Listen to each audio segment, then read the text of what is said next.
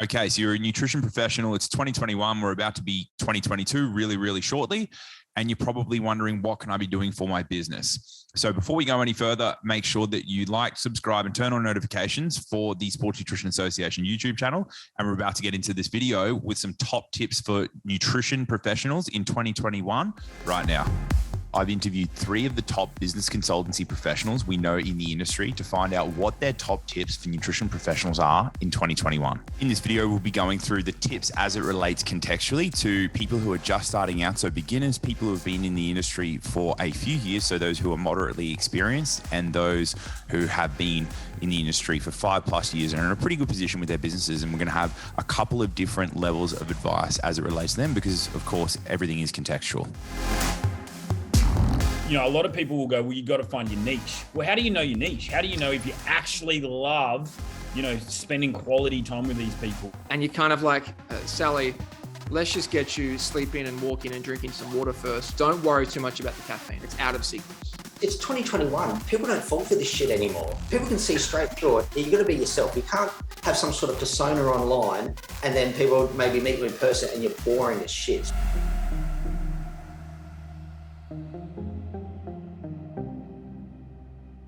So first up, we have Daniel Henderson from Game Changer, who works with fitness and nutrition professionals primarily from Australia, but also internationally, and coaches them through scaling their businesses to their desired level of impact and income. Look, 2 pieces of advice. Number 1, you don't know what you don't know. So the first thing I would do is go and just do as much work as you possibly can in as many different sectors with as many different people, because you don't know whether you want to work with athletes. You don't know whether you want to work with general pop. You don't know whether you want to do fat loss, hypertrophy. You don't know what you don't know. So, a lot of people will go, well, you got to find your niche. Well, how do you know your niche? How do you know if you actually love spending quality time with these people? You love the interactions, you love that kind of level of problem solving. And so, yes, you do have to find a niche, but you actually have to do the groundwork first, but not when you're coming into a new industry and market. You actually just need to go, who do I love spending time with? What am I passionate about? What lights me up? And maybe none of it does, but at least you've given yourself the appropriate opportunity to find that out. So that would be my first piece of advice. We need to put a time frame on it because you can't be doing this forever. So I'd go, here's a 6-month minimum, 12-month maximum. It's going to be somewhere in there that you're going to uncover, your preferences and what you're good at and what you're passionate about and what excites you. What I see all too often with, nutrition coaches, with personal trainers, with, just a lot of practitioners is that they are so heavily focused on the technical aspect, and you need to be because you're in your infancy. It needs to get better, but you cannot turn a blind eye to developing the business acumen as well. Again, too many people are trying to do too many different things. They have 10 different packages, 10 different pricing, where the pro has really narrowed it in. Less is more. One core product, one core acquisition system, one core conversion system, and they're just masterful at that, and they don't try to do everything here, there, and everywhere. How many people would you say out of 1 to 10 that's scaling and becoming that leader and scaling themselves out of the business and scaling a system is actually for? Oh, look, I would say it's probably for about 3 to 4 out of the 10. Really, a lot of them go, that sounds great. That's what I want. Yeah. Some of these skills are learnable, but a lot of it, some of it is innate as well. And that's the challenging part, because I've got amazing systems that I can teach these skills, but with, some of it is like you either have it or you don't. You either want it or you don't. And that is not teachable. Like a person that really wants to grow a business, you're not going to stop them. Like they'll run through walls to, make that vision an actuality. You have to be able to really navigate stress well, because, I have a saying that the more successful you are, the bigger your appetite for managing stress. All right. So I would agree with that massively. Yeah, if you don't have an appetite for that, that's okay. But that's also an indicator.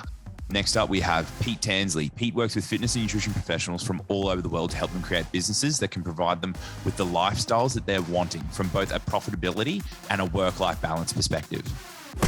So sequence is right things in the right order.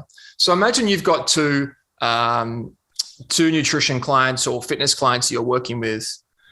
And one of them says, hey, Pete, should I have 125 milligrams of caffeine or 115 milligrams of caffeine?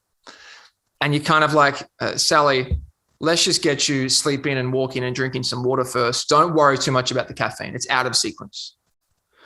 But if Usain Bolt comes to you, or if Patty Mills comes to you before a big game, and for him, the right amount of caffeine upsets his digestion pre-game, that kind of matters. It's in sequence.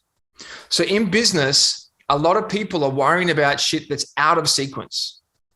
They're obsessing over something that should affect them 12 months down the track or 5 years down the track. They're inventing future problems that don't even exist yet. At this level, and I say if you're under six figures, under 8, 9K a month, things are really simple. And your clients don't need this whole suite of things, and your business doesn't need to be overcomplicated. Right things, right order. Think of the caffeine as the great analogy. For 99% of people, an extra 10 milligrams isn't really going to matter. For somebody who's highly sensitive or who they make their money from a competition day, that shit might matter. But for you in business and for you, for your clients, sequence is everything. First mistake I see people make is really overcomplicating this whole process. I say that people love to overcomplicate things and then justify why it doesn't work out. And you'll notice, and I'm sure you've noticed this, dude, you'll see some people who maybe they're not like their IQ isn't through the chart, like they're not super high IQ, but they are overtaking lots of people. And why is that? Is because they keep things simple. They don't overcomplicate and get over analytical. They just implement like crazy, do the basics over time, and that will always pay off because they're planting seeds all the time. So I think a mistake beginners make is they have this 27-step process. They graph everything out on Excel. They're really over planning, where in reality, a simple business model is easy to implement. It's less stress and it's faster to grow and to scale. Second tip is to do with content and communication. People say to me, Pete, I don't know what to talk about. I don't know what to produce for marketing. I say that ideas are everywhere. Ideas are literally everywhere that you can use for content. So let's say you have no clients right now. You're intermediate, but you're new to the marketing game. Where could you get ideas from? I was in the cafe this morning. I'm a creature of habit. I go to the same cafe. A girl in front of me, I heard her say to a friend, I'm going to get the lactose-free milk because of the new diet I'm on, and I'm going to get the banana bread to be a little bit healthier. And she continued to order a Zimmel flat white with caramel and 2 sugars. So straight away, like for me, I'm like, there's an idea around like what people think is healthy. Like there are ideas everywhere. So we can take eavesdropping in a cafe, like I accidentally did this morning. We can take news headlines. We can take celebrity gossip. We can take things we hear in the gym. And there is content literally everywhere. But you have to be tuned into it.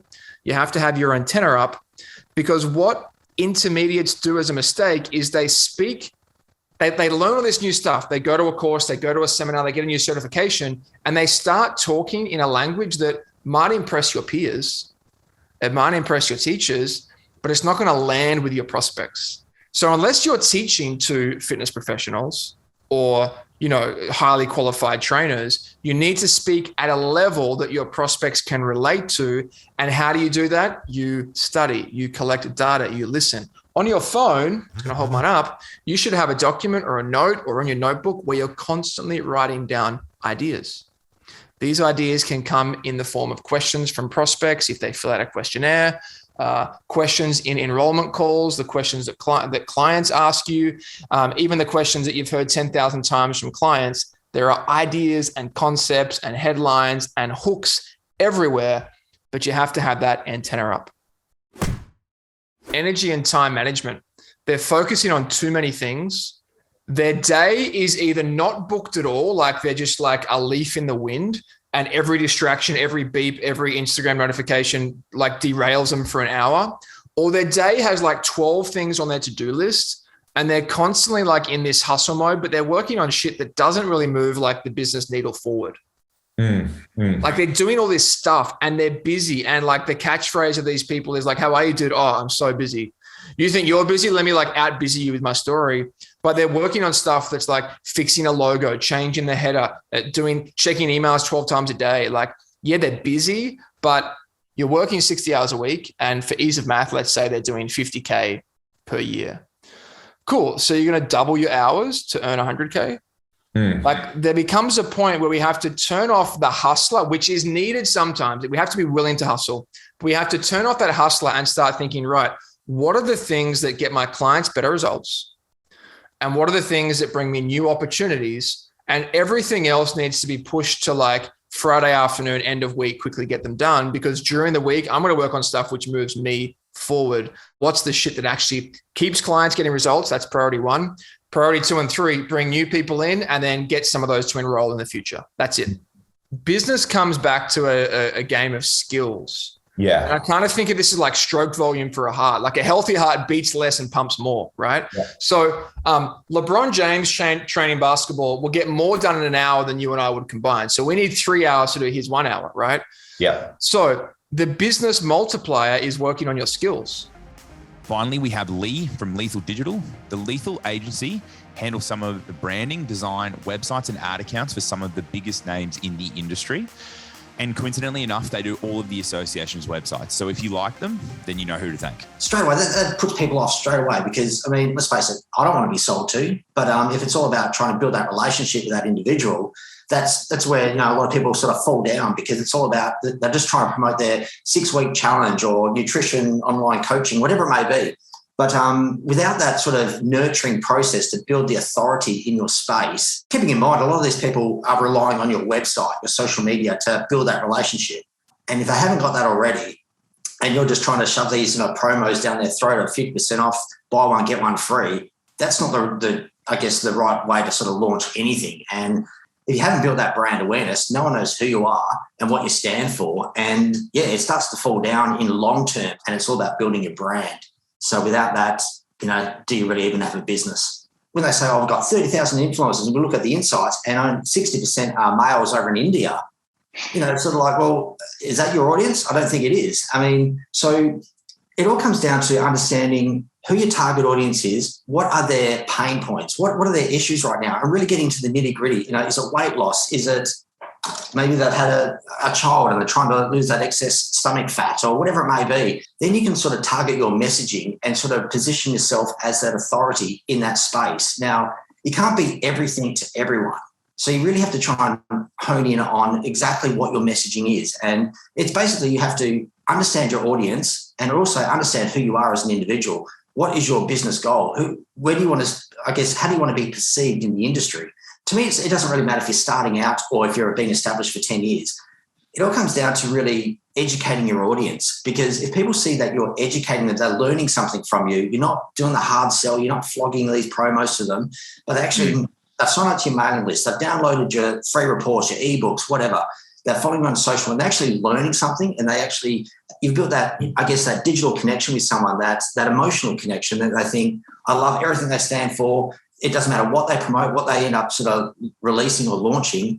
I'm getting behind it. Yeah, exactly. So it all comes down to, once you've built that trust and that, emotional connection with that individual, sales are going to come naturally. But it's all about, don't skip that essential foundation of that, relationship. Just quickly on COVID, I mean, that was the biggest wake-up call for so many business models out there that haven't sort of gone all in on the digital space. A lot of people still don't even have websites. So I think if you're not online at the moment and going all in on digital, social media, we get this all the time. I just don't have time. It's like, I'm sure you have at least 5 minutes to half an hour of your night time where you're sitting in front of the TV, watching TV, scrolling on your phone, where you could actually at least be engaging with your audience, commenting, sharing, liking, whatever it may be. You have to at least start posting as much as you can. Now, say, for example, you record a video. If it's only 30 minutes, 15 minutes, whatever it may be, you can still extract that audio.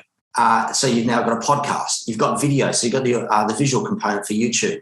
Then you can actually take that audio and transcribe it as a blog post and then start using it as social media content. So you can repurpose as much content as possible just from one post. I don't care how many people I have liking my content. I'm focusing on my bigger picture, where I'm going with my brand, with my business, and how I'm trying to help people. So try not to focus on the now, focus on what's happening in your, on your path. You got to just go all in and don't sweat the little things. Now, these are all people who have been in the industry for over a decade, and through our parallel experience in the industry over this time, we can confidently say that these professionals are a part of the very few authentic people in this space whose experience and information is valuable and come from a place of honesty and results for their client first before everything else, which, as I'm sure you can understand, in the space of business consultancy in coaching is a very, very rare thing. If you want to look any of them up, we're going to put the links to their businesses and their websites and social media accounts in the comments, as well as in this video. And be sure to stay tuned for our next upcoming video.